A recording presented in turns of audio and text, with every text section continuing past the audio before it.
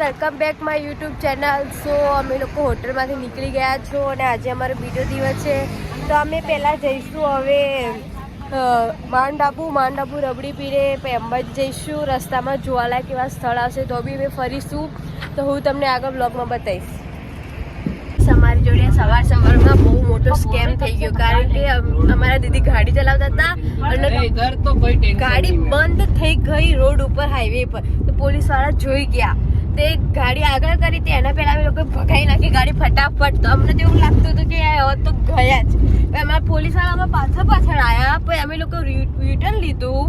પછી અમે લોકો ફટાફટ બીજા રોડે નીકળી ગયા. પછી અમને તો લાગ્યું કે હવે આ લોકો તો હાઈવે પર ચડી ગયા છે, તે હાઈવે પર ફરતા છે ને અમે લોકો તો એવી ગલીમાંથી નીકળ્યા કે પૂછો જ મત.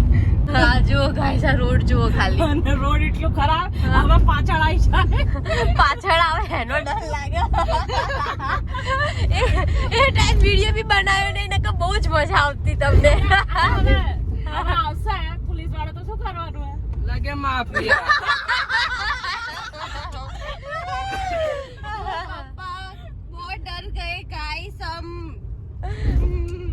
એવો ડર કે પાછળ ના આવે બસ હવે પોલીસ વાળા, કારણ કે અમે પાછળ જ જોઈ રહ્યા હો, કારણ કે અમે પાછળ આવતા હતા. એટલા માટે એવું લાગતું હતું અમે મર્ડર કરી ભાગી કેમ.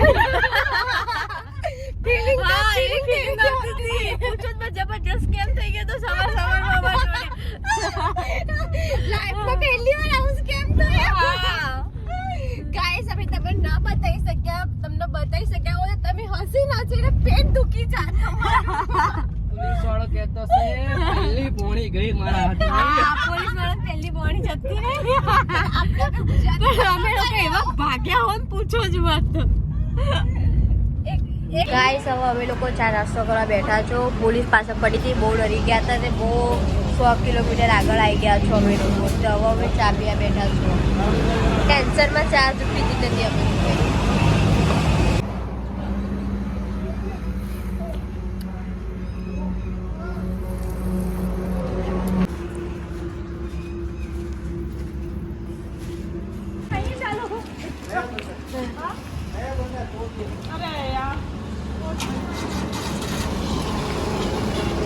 વોશરૂમ જાઉં તો ગાઈસ, પણ વોશરૂમ જ બંધ. હવે ક્યાં જઈશું? પેટ્રોલ પંપ ઉપર બી વોશરૂમ બંધ.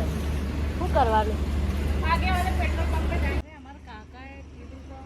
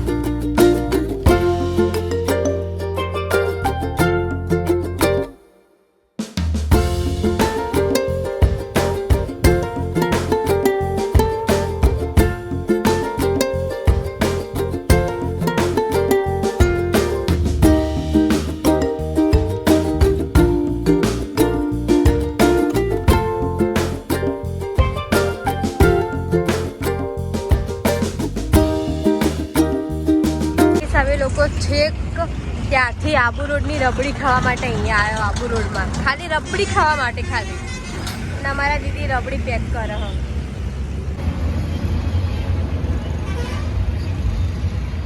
અહીંની રબડીની પ્રાઇસ 50 રૂપિયા છે, જે કુલ્લડમાં આપે છે રબડી. હા, અને આની ફેમસ રબડી છે આબુ રોડની ગાઈસ. હા, અને 1 કિલો લેવી હોય તો 480ની છે. 500 ગ્રામના 240 और 250 ના 120. પણ આપણે તે એક જ કપ લેવાનો. देखो हमने गाइस रबड़ी लागे છે ને એકદમ જોરદાર. हमको क्या पता लगे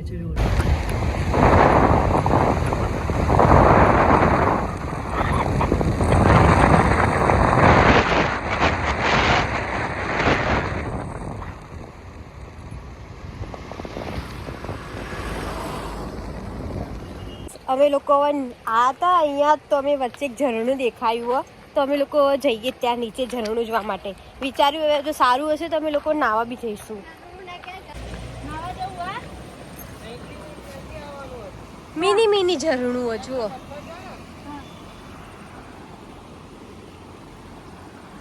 જુઓ આ હાથ પગ ધોવા જાય પાણીમાં પડી ના જતી હો રાખજે બેસવાની જગ્યા કેવી રીતે જાઉં દેખો મેં તો હીલ્સ પહેરી હો આ બાજુથી બકા જયલું હાથ લઈને મારું बहुत मस्त है ना બહુ ઠંડુ પાણી છે ओए वहां पे मैंने बोला वहां सब नहा रहे थे कितनी मस्त जगह थी હા યાર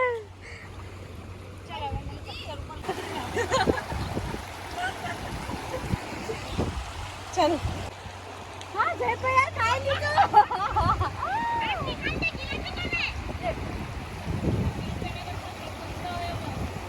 देखो गाइस फाइनली रोशनी છે ને નાવા પડી ગઈ નદીના અંદર તમે જોઈ શકો છો એ સવારે નાઈ નથી એટલે આજે છે ને नाक पकड़ के ગીર ન જાઓ દીદી ફોટો પાડો ફોટો હા હા મતલબ खुदी आए ना यार तू खुद ब्लॉग बना करे नहीं दीदी आना मैं तो सुबह नहा के आई थी तुम लोग नहा के नहीं आए मैं नहा के आई हूं किसने बोला आज तू तो कहीं नहाई तू तो खाना नहीं हूं मैं नहा के आई हूँ मैं नहाई नहीं थी जान मान लिया देखो गाइस रोशनी सुबह नहाई नहीं थी तो देखो अंबाजी हाईवे ऊपर एक नदी आ रही है वहाँ पे नहा रहे हैं लोग देखो कितने बेशरम है मजा आ रहा है अपना गांव में आ गए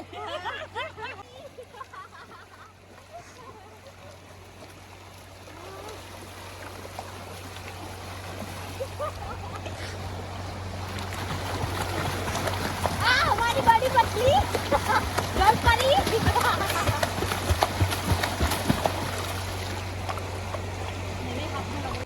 देखो गाइस ये दोनों पानी देख के पागल हो गई है कैसे नहा रही है तुम देख सकते हो हमारी बड़ी मछली ये दोनों है जल परी हम तो जल परी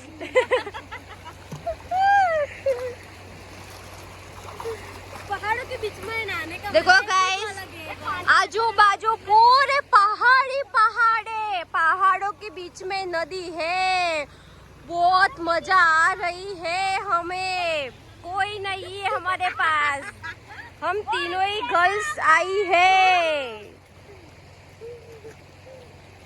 सबसे पहले तो गब्बर पे ही माता जी का वो था ना नीचे तो बाद में बनाया ना गब्बर इधर है अपने को किधर जाना है तो तुमको कहाँ जहाँ जाना है ये अपने किधर जाना है अंबाजी मंदिर गब्बर पे की इधर देखो गाइस અમે પહોંચી ગયા છીએ અંબાજી